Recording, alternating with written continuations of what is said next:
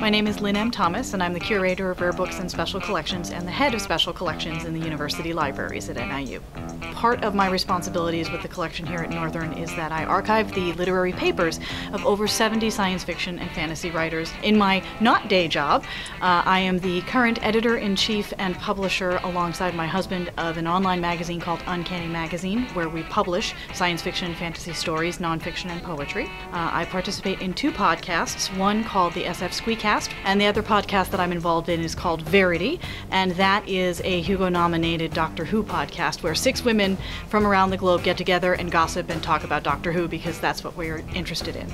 As an editor, I won my very first Hugo Award for a book called Chicks Dig Time Lords, which I co-edited with Tara O'Shea. That was the first nonfiction book about media ever to win a Hugo Award.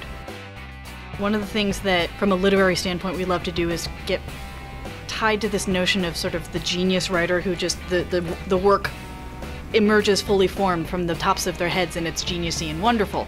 And while that is some people's process, for the most part people write and rewrite and edit and rewrite some more. And what we're looking for typically are different iterations of the same work. So we're looking for multiple drafts of short stories, we're looking at all of the drafts of novels. Basically what we want to do is document your time as a working writer. We handle a lot of really important and fun materials. The most recent acquisition that might be a pretty well-known name is Lois McMaster-Bujold. She's a 5-time Hugo Award winner and a 3-time Nebula Award winner.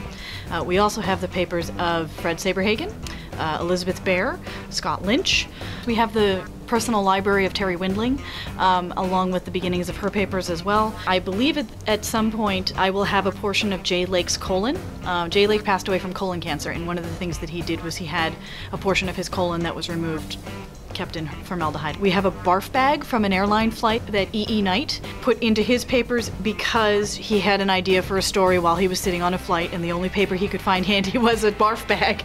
We also hold on to things like people's awards. So for instance, when Terry Windling cleaned out her library, she also handed over a large grouping of her awards, including a Stoker and several World Fantasy Awards. But the idea is that we always begin with documenting the writer and then we document the person around the writer as well.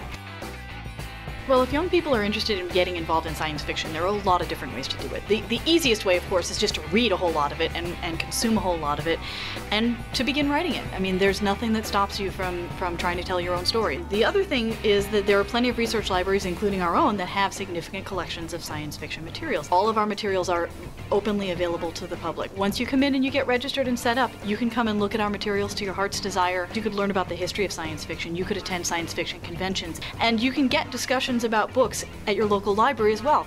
Our own DeKalb Public Library, for instance, has hosted for many years a science fiction book club. We have a great collection of science fiction that's aimed at teens, as well as science fiction that is perfectly appropriate for teen readers. The best way to check us out is to go to our website. Come and see us. We're very friendly and we're here year-round. We're here to serve the public and to serve our students.